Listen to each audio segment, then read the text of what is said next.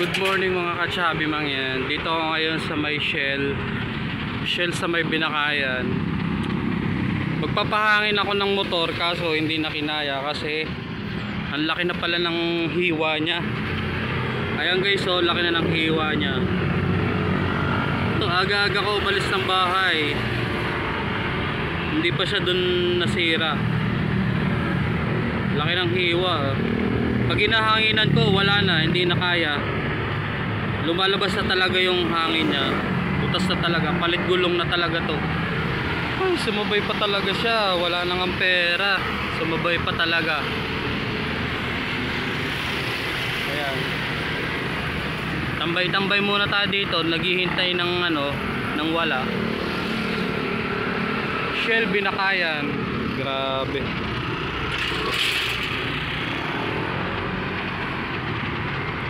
Quarter to 5 ako umalis ng bahay. Buti dito ako inabutan ng flat sa may Shell Binakayan.